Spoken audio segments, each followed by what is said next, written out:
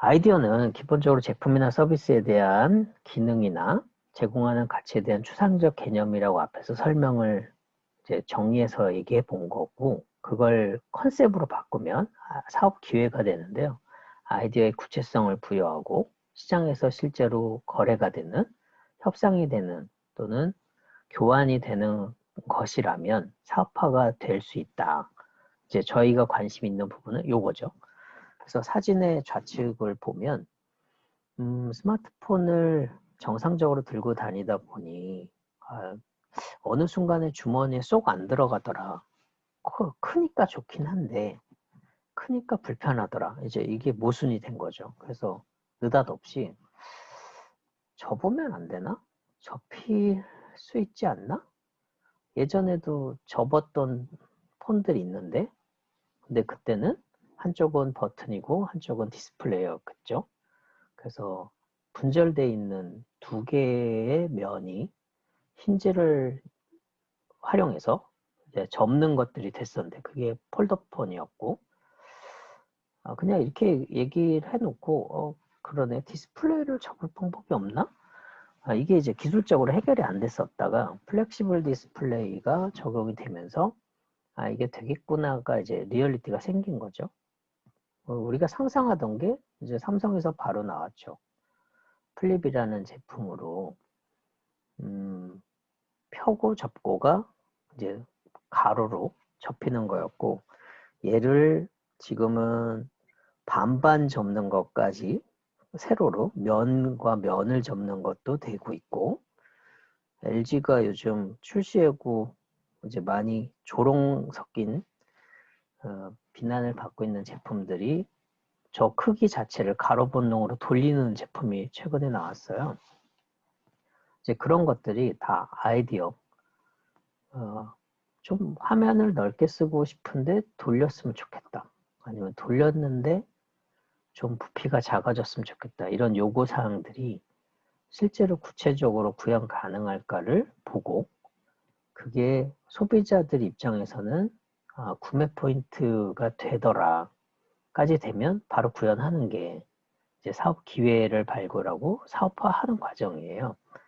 그래서 평면을 혁신적으로 접자.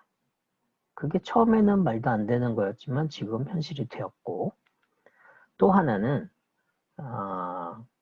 창의적인 생각을 가지고 뭔가 기존에 불편했던 거, 불편하지만 사람들이 그게 불편한지 몰랐던 거, 이제 그게 요 회전 의자인데요. 하단에다가 힌지를 놓고 이렇게 회전할 수 있게 만드셨어요.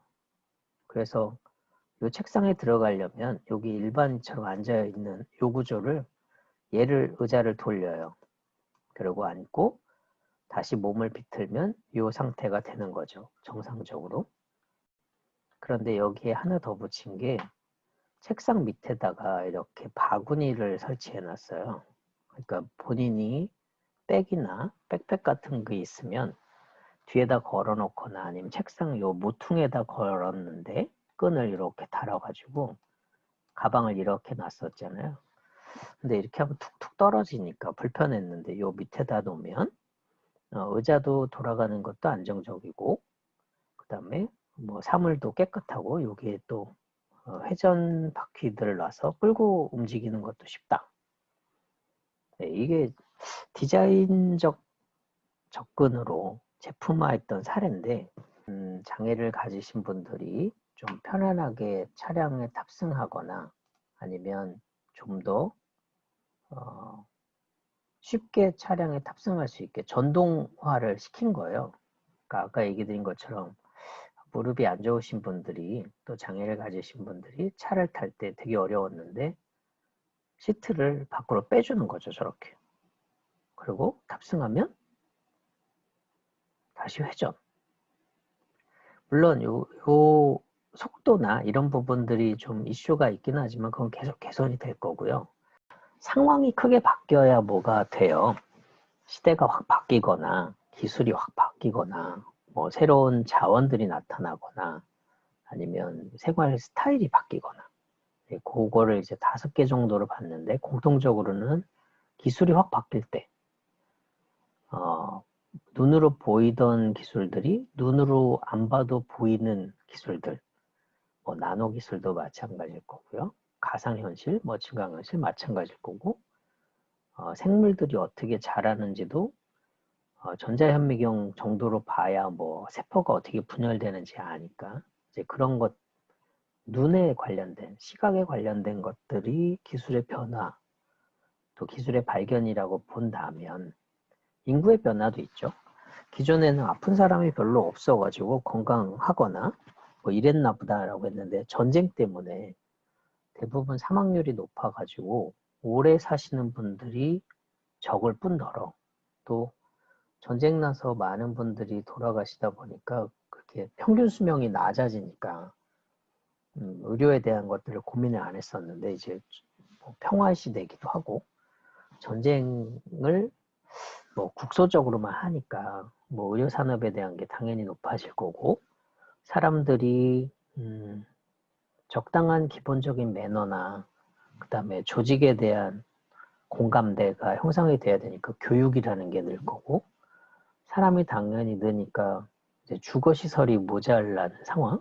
뭐 서울도 마찬가지고 광주도 이제 꽉 차 가잖아요. 이제 이런 것들 건설업 이슈들도 있을 거고 뭐 이제 트렌드, 생활의 변화, 기호의 변화 이런 것들 때문에 옷이라던가 외식 산업이나 스포츠나 관광업들도 지금 많이 바뀌고 있어요. 또 짧아지고 있고 여러분 시대는 의류라고 하면 옷이라고 하면 한 번 사 입으면 오래 입는 거라고 보기보다는 필요에 따라 사서 필요에 따라 바꾸는 게 옷이지 않냐 이렇게 되면 이제 소비의 스타일이 바뀐 거예요.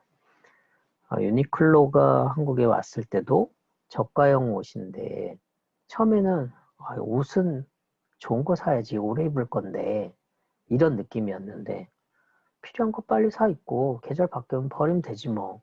이제 소비와 관련된 패턴으로 바뀌면서 의류 산업이 확 올라갔죠. 또 외식도 마찬가지인 게 예전에는 맛집 그러면 그 동네에 가서 먹어야 되는 상황이 되게 많았는데 이태리의 파스타가 먹고 싶다 갑자기 뭐 프랑스 무슨 어디 골목 뒤쪽에 가면 그때 먹었던 그 맛, 기억나. 뭐 만약 이런 농담하면 그 레시피가 한국에 와갖고 바로 팔려요. 이제 이런 것들. 뭐 광주에 뭐 뭔가 특이한 음식이 있다면 그건 서울에서도 판매가 되고 또 서울에 특이한 맛이 있다면 광주로 내려가기도 하고 지역의 위치가 이제 사라지는 거죠. 그 다음에 많은 사람들이 같이 즐기는 패턴도 바뀌었죠. 관광도 마찬가지고 스포츠도 마찬가지고 옛날에는 뭐 축구 그럼 온 동네 월드컵 이런 얘기 막 하다가 또 월드컵에 모든 인생을 거는 것 같은 삶을 사는 분들도 되게 많았는데 코로나 이슈 때문에 올림픽이 한 해 쉬었고 월드컵도 쉬지 않으라는 법은 없지만 이제 무관중 시대가 됐잖아요. 이제 이런 것들이 이게 스포츠를 현장 가서 보는 게 아니라 화면으로 보는 거구나. 이제 이렇게 약간 바뀌었죠. 그 다음에 환경 규제? 뭐 이건 이제 더 이상 사용하면 안 된다던가 뭐 화석 연료 마찬가지였고 저희 할아버지 시대에는 추우면 산에 가서 나무 떨어진 거 죽은 나무들을 베서 장작으로 떼고 뭐 이랬던 얘기들이 있지만 지금은 그렇게 하면 산림보호법 위반이에요. 네, 그거 되게 이슈가 됩니다. 벌목을 할 수 있는 나무와 벌채를 할 수 없는 나무들 이런 거에 다 걸리기 때문에 환경산업들 이제 그런 걸 어떻게 관리하고 보호할 것이냐 점검할 것이냐 이런 것들도 기회가 하나 생겼고 자원도 마찬가지죠. 뭐 아까 알론 머스크 얘기하면서 태양과 관련된 이야기 한 것처럼 전혀 생각도 안 하고 있었는데 이제 에너지로 등급한 것들이 태양. 또 태양도 에너지 효율이 과연 나올까? 그랬는데 이제 점점 효율이 나오고 있고 산들산들 머리에 흩날림 정도만 생기던 풍력도 이제 블레이드를 돌리는 구조까지 왔고, 공기의 흐름, 파도의 흐름, 물의 흐름을 가지고 파력을 만드는 거, 작은 움직임을 에너지로 만드는 거, 이런 것들도 다 됐고요. 석유의 고갈 얘기는 매년 100년뿐이 안 남았다라고 얘기를 해요. 보통 석유는 무한자원은 아니니까. 근데 그걸 가공해서 효율화하는 거, 이제 버려지는 거를 최소화하는 기술들은 점점 좋아져서 석유의 사용 연한이 계속 길어지고 있는 게 현실이에요. 그래서 10년 전에도 100년 정도 남았다고 그랬고, 20년 전에도 100년 정도 남았던 거고, 향후도 100년 정도 남은 것 같아요. 그러니까 그 당시에는 이제 가공이 잘 안 되던 걸 아스콘이라고 해서 아스팔트 만들 때 뿌리는 그 정도였는데, 지금은 아스콘 그렇게 많이 안 나오거든요. 거기서 다시 또 뽑아내고 기름을 또 쓰고 디젤을 만들고 뭐 석유를 만들고 휘발유를 만들고 거기서 또 섬유 만들고 뭐 이렇게 활용하는 기술들이 워낙 좋아져서 조금만 캐도 조금만 뽑아내도 활용성이 엄청 좋은, 그리고 석유 금방 쓸 거야 라고 얘기했던 게 이제 저희가 쓰는 연소기나 자동차들의 연비들이 10년 전만 해도 연비가 그렇게 좋지가 않은데 지금은 연비 되게 좋잖아요. 그러니까 이제 점점 적은 양을 오래 쓸 수 있는 상황이 된 거죠. 그래서 환경이 바뀌는 그 상황에 따라서도 사업 계획가 바뀔 수도 있고 안 바뀔 수도 있다. 짧아질 수도 있고 길어질 수도 있다. 네, 그 얘기를 하고 싶었던 것 같아요.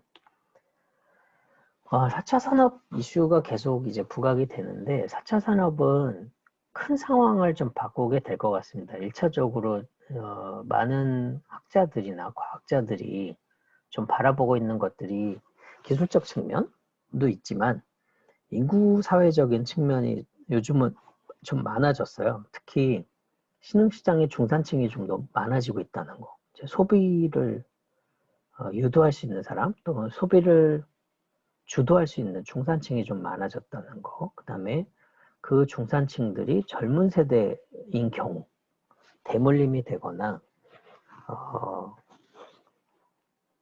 리치 밴더들, 어떻게 보면 밴드가 되게 젊어진 거예요. 열심히 노력해가지고 신흥부자가 되는 사람들이 보통 중장년이었었는데 요즘은 IT 기반에서 빨리 부자가 돼서 또는 중산층이 돼서 사회에서 중요한 역할들을 하는 경우, 이게 되게 많아졌거든요. 근데 그걸 좀 특이하게 지금 보고 있고, 도시화가 급속화되고 있다는 점도 지금은 좀 심각하게 보고 있는 겁니다. 만약에 이제 태풍 같은 경우, 광주도 네, 자유롭지는 않은데 비가 많이 오면 배수가 잘 안 되는 도시들이 있어요. 하수도를 잘 정비한 것도 있지만 비가 많이 내리면 콘크리트나 아스팔트로 다 덮어놨잖아요. 지표면을. 그러니까 물이 어디에 흡수되는 게 없는 거예요. 근데 예전만 해도 화단도 많았고, 그 다음에 뭐 작은 공터도 많았고, 흙이 있는, 노지가 있는 도시의 공간들이 많아서 거기서 이제 물을 좀 흡수해주는 그런 역할을 했었는데, 진흙탕이 된다거나 흙물이 내려온다거나 이런 게 이제 민원이 되면 다 덮어버렸죠. 그 이슈가 좀 이제 새로운 변화의 이슈 구조가 돼가고 있는 것 같아요. 그래서 다시 녹지화 작업을 해야 되지 않냐, 뭐 이런 얘기들도 4차 산업의 역방향으로 가는 이야기들이 있고요. 업무 환경이나 업무하는 방식도 많이 바뀌었죠. 코로나 때문에 재택근무라는 개념, 비대면 근무라는 게 이제 거의 정착이 돼가고 있는 것 같고요.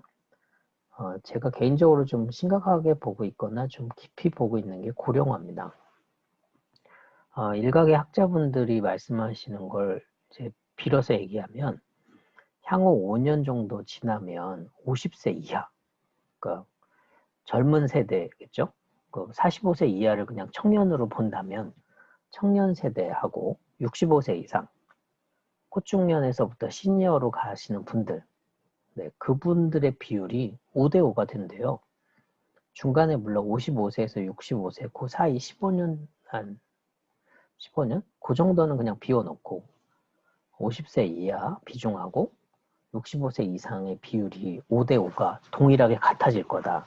그게 불과 5년, 10년 내에 온다. 네, 요게 조금 신경 쓰이는 환경의 변화입니다. 물건도 많이 바뀔 거고, 제품의 구조, 그 다음에 서비스의 방식도 그 5대5라는 게 되게 신경 쓰이는 비율이 될 것 같아요. 고령층에 계신 분들은 자가 소비를 하시는 분들이 아닐 수도 있고 스스로 이제 경제 활동을 안 하시는 분들도 있어서 구매자하고 이용자가 달라지는 시대가 분명히 올 것 같은데 네, 그 부분에 대한 거를 어떻게 할까? 그 다음에 윤리나 사회생활, 그 다음에 소비자 관점에서 새로운 이야기들이 많아져서 이걸 써도 되냐 안 되냐, 친환경적이냐, 동물윤리와 관련이 돼 있는 거냐, 뭐 아동의 노동력을 착취한 게 아니냐, 이제 조금 다른 가치의 눈이 떠진 거죠. 그래서 1차적으로 쇼크를 받았던 게 커피 산업이었을 거예요. 야구공도 마찬가지였고, 축구공과 야구공, 그 다음에 커피에 아이들, 어떻게 보면 유아동의 노동력을 많이 이용했었답니다. 커피 같은 경우는 가지가 좀 연약하니까 성인들이 그 가지에 올라가서 커피를 따는 게 어려웠는데 아이들이 올라가면 좀 덜 부러지니까 아이들이 커피 나무를 많이 탔었대요. 그리고 아이들도 그 모든 가지가 다 커버하는 건 아니니까 거기서 이제 낙상 떨어져가지고 다치는 경우가 많았는데 이제 그런 제품들을 우리는 너무 쉽게 또는 너무 편리하게 먹는 게 문제가 되는 거 아니냐 그래서 저희는 공정무역 또는 적정한 노동력을 활용하는 그런 제품입니다라고 이제 광고하는 방식도 좀 바뀌었던 게 한 5년 내였던 것 같아요. 그리고 여성의 경제 능력하고 열정의 증가도 한 사회의 트렌드로 보고 있습니다. 뒤에서 잠깐 볼 것 같은데 여성의 출생 인구, 그 다음에 생존 연한 이런 걸 고려해 보면 그것도 한 5년 내에 비율이 남성 비율보다 여성 비율이 조금 높아지는 구조로 패턴이 바뀌고 있어요. 아마 뒤에서 그래프 잠깐 보여드릴 겁니다. 그래서 여성에 대한 시장, 또 여성에 대한 경제적 활동 이런 부분들을 보완하거나 아니면 증폭시킬 수 있는 방법이 뭘까? 그게 이제 4차 산업의 주요 포인트의 한 화두예요. 기술적인 것뿐만 아니라 그다음에 기술적으로 보면 모바일이나 인터넷, 클라우딩과 관련된 기술들이 이제 급성장했고요. 급속하게 바뀌었고 또 컴퓨팅 기술의 이제 빠른 연산 작업 또 연상 능력이 높아지다 보니까 대량의 데이터들을 한꺼번에 처리하는 것들이 가능해졌고 그 다음에 클라우드 소싱이라든가 P2P 공급자가 아닌 상태에서 본인들끼리 클라우드 안에서 거래가 되는 그리고 정보나 특정한 공공 장벽이 없는 상태에서 거래가 되는 그런 이제 공유 경제들도 활성화돼 가고 있고 또 에너지 공급을 공공에서 주로 만들어갖고 개인이나 기업한테 공급했었는데 개인이나 기업이 에너지를 직접 만들고 그걸 다시 나라에 되파는 그런 조금 다른 구조의 에너지 판매 사업들이 대중화돼 가고 있고요. 그리고 3D 프린터나 로봇, 자동 운송이라는 또 소비를 촉진시키기 위해서 미리 갖다 놓는 그 다음에 노동력을 이제 대체를 해야 되니까 고령화 되기도 하고 약간 고령화도 되고 있고 노동력의 생산성을 더 증가시키기 위해서 로봇으로 바꾸는 뭐 일자리가 준다라고 얘기하는 얘기들이 요것 때문일 텐데 로봇이 이제 대체하는 거 그다음에 로봇의 위험성을 줄이기 위해서 인공지능이나 학습을 시키는 거 반복적으로. 그다음에 저희가 그동안 사용 안 했던 첨단 소재들을 활용하는 거. 그리고 고령화가 되고 또 몸의 변화가 생기는 게 이제 점점 많아질 테니까 생명공학이라든가 유전체학이라는 개념으로 대체 의료기기, 의약품 네, 이런 것들이 이제 점점 증가하고 있어요. 그래서 이게 이제 기술의 변화라고 좀 보는데 이런 변화들은 저희가 기회의 창이라는 개념으로 좀 찾아볼 필요가 있습니다. 사업계는 어떻게든 교환 가치를 만들어야 되는데 그 교환 가치가 출시와 동시에 뭐가 팡 터지는 거 그런 거는 요즘은 많지 않습니다. 현실적으로 어렵고 미국에서 이제 분석해 본 거로 의하면 뭐 뭔가 사업이 런칭이 되면 한 5년 정도 지나야 새로운 증가폭이 생기는 기회창이 열리더라. 그래서 이제 5년이라는 얘기가 나왔었고 그리고 한 7년 정도? 길면 8년? 정도가 그 기회창이 열려있는 상태고 그 다음은 많은 기업들이 들어오기 때문에 기회창은 좀 좁아진다. 그게 보통 12년? 이렇게 얘기를 했었대요. 한국에서도 이걸 한번 분석해 보려고 꽤 많이 했었는데 이렇게 오래가는 기업들이 없어가지고 이걸 찾는다는 게 좀 현실적이지는 않지만 정부에서는 창업 기업은 3년 미만, 7년 이내 이렇게 지금 잡고 있는 것들이 다 기회창을 고려한 숫자들 같아요. 그래서 창업 기업은 7년 이내에서는 도전과 실패, 성공을 조금씩 하는 과정으로 정의하고 있고 창업이 끝나고 나면 여기죠. 창업이 끝나고 나면 여기가 이제 한 7년 정도 된다면 창업이 끝나고 나면 중소기업으로 쭉 달린다. 그리고 창업한 기업이 성장하는 과정에 꽤 많은 시련들이 있는데 그 시련은 5년 이내에서 대부분 마무리가 되고 그 다음은 정상적으로 우상향하는 성장을 하더라. 이게 이제 S커브 곡선을 이렇게 타고 올라가는 거죠. 많은 분들이 공감하시겠지만 좀 상징적인 말 같아요. 그 비즈니스를 기획하는 입장에서 5년 후에 터질 시장을 지금 준비하는 건 그 되게 배부른 얘기거든요. 당장 내일 모레가 힘든데 5년 후 시장을 여는 건 어려워요. 다만 이제 5년 후로 보는 거는 해외 시장이 열리거나 아니면 매스 시장이 갑자기 열리거나 아니면 경쟁자였던 다른 중견기업이나 대기업들이 이 정도 시장까지 만들었다면 함께 하자. 어떻게 보면 콜라보 할 수 있는 그 기회가 열리는 게 5년은 버티면 다른 협력 기업체들이 또는 대기업들이 관심을 갖더라. 이렇게 해석하면 이 그림이 좀 나옵니다.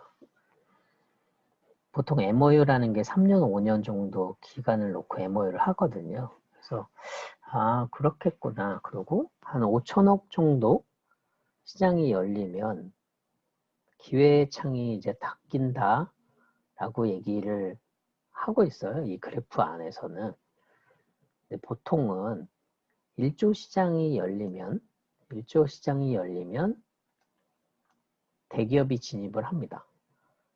만약에 이제 대기업이 이 위치에 있다가 1조 시장이 열리면 이 시장을 들어와요. 그런데 이 중간은 계속 관망하고 투자만 해요. 이렇게 성장해서 올라올 때까지 기다려 주거든요. 근데 이게 능동적으로 대기업들이 이제 본격적으로 들어와서 그 기업형 벤처 캐피탈, 지난 시간에 얘기했던 CVC들이 이 기회창들을 지금 계속 투자하고 있고 키워나가고 있는 작업들을 하고 있습니다. 어떻게 보면 생태 구조가 잘 돼가고 있는 거죠. 잘 먼저 키워서 선점해가지고 증폭하는 작업들, 뭐 이런 것들로 보면 이 그림창 안에 투자 매력이 있는 영역이 기회창 이렇게 해석할 수도 있을 것 같아요. 그래서 다양성 있게 좀 이 그래프를 보고 있는데 여기 책 쓰신 백도 원장님은 이 정도가 새롭게 이제 시장이 성숙하고 구조화되는 구조고 대규모 대형화되는 그 시점이다라고 얘기를 하시더라고요. 그래서 그 말도 뭐 해석의 차이는 있지만 같은 맥락이다라고 설명을 드리고 싶습니다. 기회 포착 프로세스들을 보면 먼저 인식을 해야 되겠죠. 이게 세상이 좀 바뀌겠다. 이게 커지겠다. 그러면 일단 시장을 봐야 되겠죠. 뭐 시장의 이제 수능성이라던가 아니면 적용 가능한 건지 보고 기술적으로 이게 실제로 구현 가능한지를 봐야 꿍짝이 되는 거죠. 두 개가 맞아 떨어지면 오케이 그러면 기회창이라는 게 몇 년 만에 열릴까 또 어느 정도 규모로 열릴까라는 거를 예측하고 그걸 추진하는 일련의 기간 계획이 있어야 되겠죠. 기회창이 그냥 통상 5년 만에 열린다는 거로 보면 5년 동안 어떻게 버틸 것인가 어떻게 실행해서 구체화할 것인가 요거를 보고 이제 패턴을 파악해야 해요. 시장이 어떤 식으로 어떤 구조로 움직여 가는지 예로 들면 번들링 한다고 하면 두 개, 세 개를 합쳐 놓는 거 그러니까 어떻게 보면 패키징 하는 것들 두 개를 붙여서 새로운 거를 만드는 것들 이렇게 하는 시대가 있었다면 최근에는 언번들링이라고 해서 이제 합쳐진 걸 조각내는 기능별로 나누는 그래서 가벼운 사용 그 다음에 뭐 현실적인 제공 가치 이런 걸 만드는 경우들이 있죠. 그걸 다시 언번들드 해서 아예 분리조각 내버리는 독립하는 뭐 이렇게 패턴들을 나눠요. 그래서 정반합이라고 하는데 기존의 기술이나 제품들을 정해 방향으로 계속 진화시키면 뭘 계속 덕지덕지 붙입니다. 그리고 종합화, 통합화라는 작업을 해요. 그래서 이것도 되고 저것도 되고 다 좋네. 뭐 이런 것들. 그런 것들이 이제 스마트폰이죠.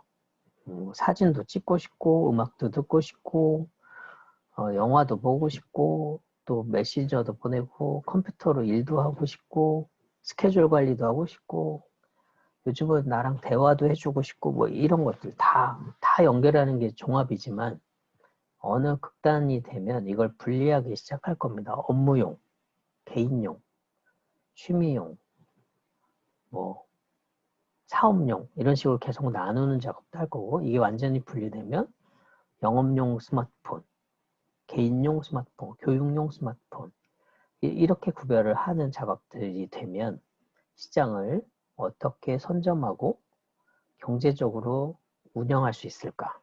이제 이렇게 만들어가는 게 기회 포착 과정이에요. 그래서 인식, 포착, 그다음 패턴을 만들고 창의성을 강화해서 새로운 기회를 만들어가는 과정.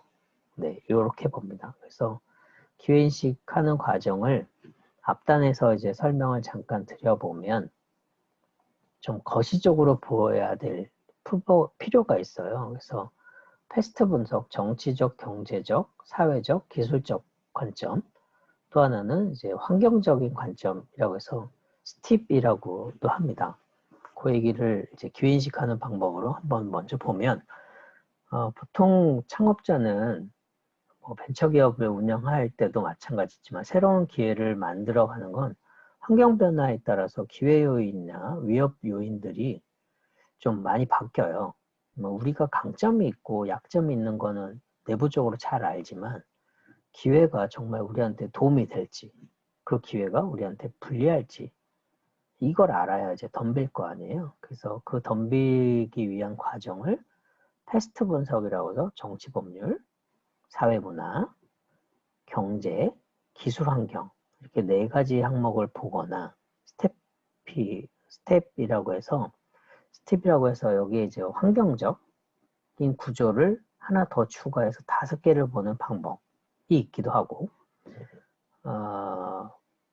파이브 포스 분석이라고 해가지고 산업 구조를 보는 것도 있어요. 공급자 망이라던가 아니면 구매자 또는 대체제가 있거나 진입하려고 하는 경쟁 제품들의 성능들, 그 다음에 산업 내에서도 뭐 아웅다웅하는 그 관계들이 있을 텐데 이것도 뒤에서 설명할 겁니다. 그래서 산업 구조를 좀 보는 방법, 그 다음에 소비자들의 소비 패턴이나 소비의 취향 이런 것들이 좀 많이 바뀌거든요. 네, 이런 것들을 어떻게 수용할까? 이제 이런 것들이 이제 동향 파악을 하는 좋은 시드가 되는 거예요. 아이디어를 발굴하기 위한 베이스가 될 텐데 그 얘기를 좀 해보면 정치, 경제, 사회, 기타 환경으로 보면 정치적인 이슈들, 뭐 선거철이 있다던가 아니면 정당이 뭐 당권을 가진 또 주도권을 가진 여권이 누구냐, 어떤 세력 또 어떤 성향을 가진 사람들이냐, 또 법률이 새롭게 개정이 되거나 새로운 법률이 아니면 옛날 법이 사라진다던가 아니면 규제가 있었는데 그걸 조금 완화한다거나 특별히 뭐 새로운 루트가 하나 생기거나 뭐 이렇게 되면 기회가 되는 기업들도 있을 거고 이미 장악해 놓은 기업이라면 불리한 상황도 되겠죠. 스팁 분석에서는 알 수 없는데 스팁 분석에서는 생태적인 구조가 있으니까 확인할 수 있는 것들이 생겨요. 그래서 보시는 것처럼 내부 인터널 환경이라는 부분 안에 스왓이라는 거를 먼저 보게 되는데 앞서 이제 질문 주신 거를 해석을 해보면 네. 내부 환경 안에서는 강점이나 약점을 먼저 봐요. 그리고 외부 환경 밖에서 이제 우리가 오퍼레이팅 할 수 있는 상황들은 강점이고 오퍼레이팅이 안 되면 약점이겠죠? 이 상황을 보고 외부의 환경으로 보면 우리한테 좀 약한 구조가 되거나 위험 요인이 되는 부분들. 그럼 이게 지금 스왓이잖아요. 이게 외부 환경으로 볼 때는 약점이나 기회 요인들을 본다. 네, 요렇게 보시면 스왓은 거시 환경이냐 아니냐? 거시 환경을 가기 전에 내부를 보는 거, 그 밖에 외부를 볼 때 스왓이 겹치죠. 일부, 스왓의 일부가.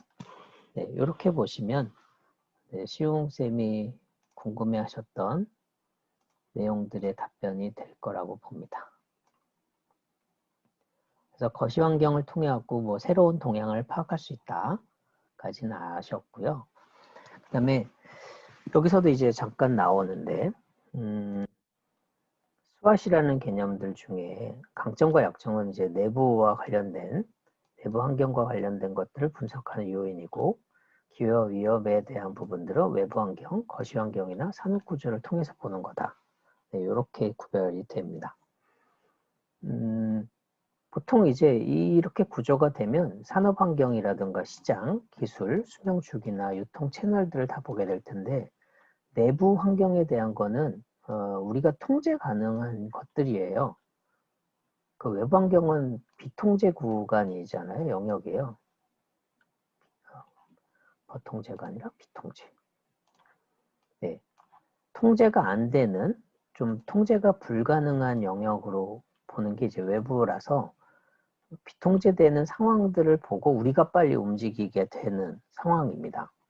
네, 요거를 볼 때 이제 내부 환경하고 우리가 오퍼레이팅 가능한 상황을 외부 환경하고 방향을 잘 맞춰야 되겠죠. 호흡을 잘 맞춰서 이렇게 반쪽을 내보면 통제가 가능한 영역, 이건 우리한테 강점이 되고 기회 요인이 될 수 있을 텐데 통제가 안 되는 영역은 약점일 수도 있고 새로운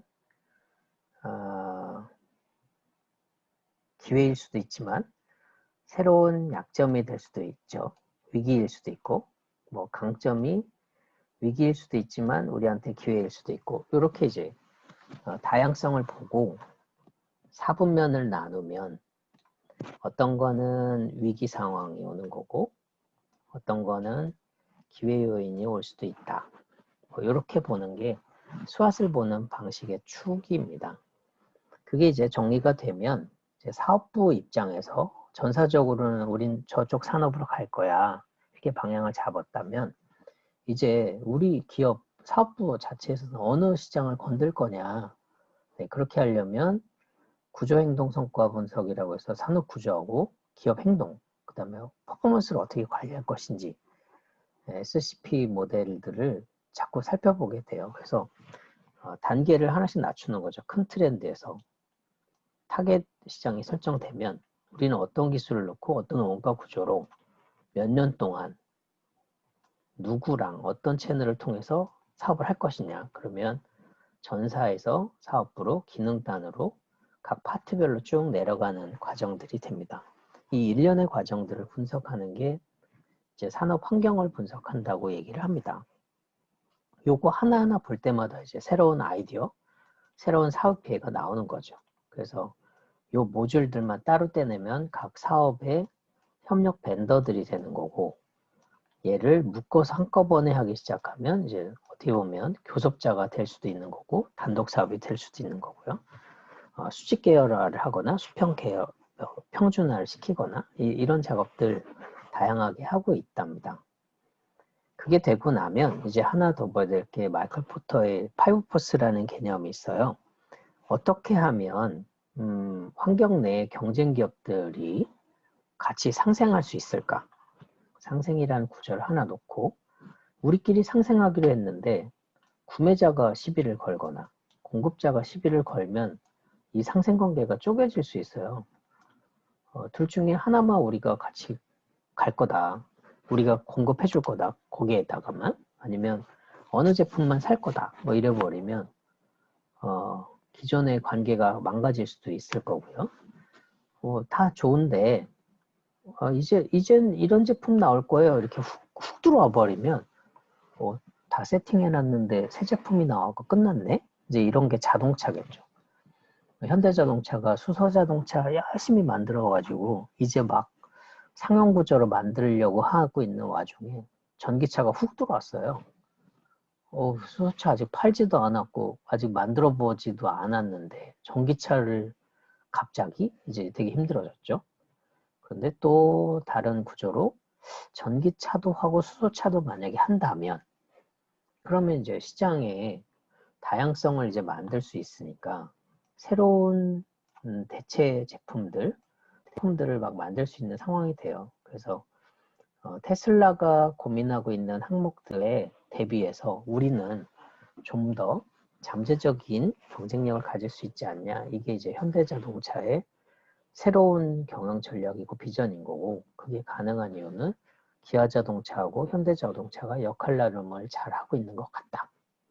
네, 요게 이제 제가 개인적으로 보고 있는 우리나라 자동차 산업의 경쟁력이에요. 하나는 전기차 쪽으로 완전히 포지션을 바꿔주고 그 휘발유 차량이 일단 포기. 그 다음에 디젤 자동차가 전기차 외에 수소 자동차를 커버해 준다면 또 일부는 두 기업 간의 역할 나눔을 하나는 승용 자동차 쪽으로 한쪽은 승합하고 상용차 트럭이나 버스 쪽을 맡아준다면 그러면 시장을 좀 더 다양하게 볼 수 있으니까요. 이제 이렇게 보는 것들이 5포스 모델 5개의 교섭력들을 분석하면 또 거기에 맞는 각각의 이야기들을 찾아낼 수 있다라는 거. 그게 이제 환경 분석을 통해서 얻을 수 있는 이 얘기들입니다. 그래서 이런 내용들을 먼저 쭉 보고 나면 이제 여러분들이 이제 나중에 이제 필드에 나와서 어떤 사업, 어떤 세상으로 한번 가볼까. 또 뭐 10년, 20년 돼야 미래 기술이고 미래 사회다라고 얘기하는 게 아니라 내일이 미래 사회예요. 그냥 워낙 빨라지고 있고 또 신속해지고 있고 더 넓어지고 있고 이런 부분들을 어떻게 커버할까? 이게 이제 우리가 고민하는 시장의 변화이기도 하고 환경의 변화이기도 합니다.